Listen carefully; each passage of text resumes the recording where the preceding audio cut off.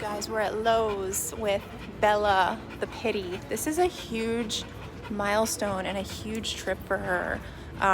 Something tells me she's never experienced anything like this in her life.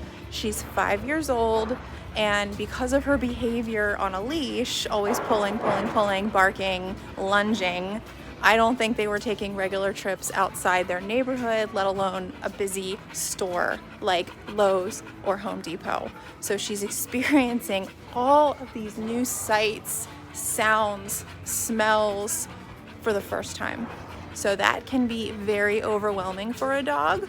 But the great thing about our training is that by the time the dogs make it to Home Depot or Lowe's or a trip like this, they have such a strong foundation of obedience and mindset knowledge that they have that to fall back on when they're feeling nervous or overwhelmed.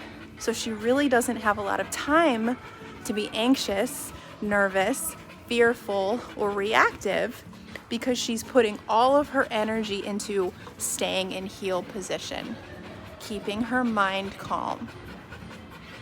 Because if she doesn't, and she starts to make mistakes, she starts to veer out of heel position, she starts to get elevated in energy, that's when I come in and correct with the e-collar. She knows this, so the result is a dog who self-regulates her energy and keeps herself in heel position without me constantly nagging her. This is what almost 3 weeks of training and consistency will do.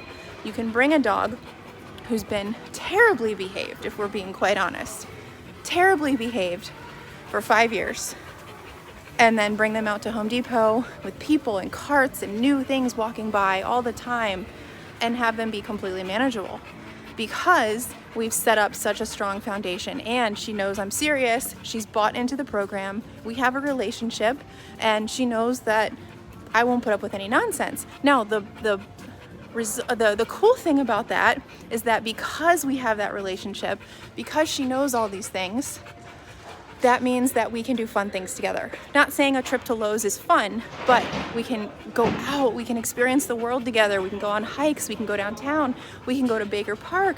She can come with me to Home Depot to get a new light bulb. She doesn't have to stay at home in the crate. I think people get into a cycle where they want to include their dog, but they can't because it's so stressful when they're out. Their behavior's so poor on the leash, so it's a cycle of, well, we don't take her anywhere because she's so poorly behaved, but we can't even work on it because I can't take her anywhere.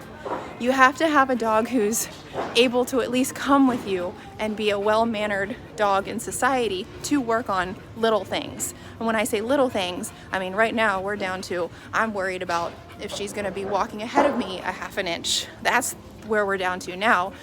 Pulling, lunging, growling, barking, that's way out of the question. I wish she wouldn't be here if that was still behaviors that she was performing. They have to earn these trips by good behavior. So now we're on the main aisle, tons of people walking, right? And the rule is you need to stay calm, you need to stay polite, you need to stay in heel. We yield to the carts, we yield to the people, and you don't approach people that you don't know. And if you start to approach someone that you don't know, you get a correction, I'm on a 20, and then a recall. Enough of those experiences and she'll start looking at people a lot differently out in public, where she'll see people and say, I don't do that anymore. I stay with my owner. But if I see someone that I want to let pet her, or if you want to let somebody pet her, you would then put her in a sit and then release her, offer her to go say hi to the person. But every person that she sees is not just permission to run up to them. It's actually very rude. I wouldn't be taking dogs out who just ran up to random people like that. So we're healing in the aisles, right? She's doing a great job. We're about to go down the main aisle, and the next step is going to be just a duration downstay at the main entrance.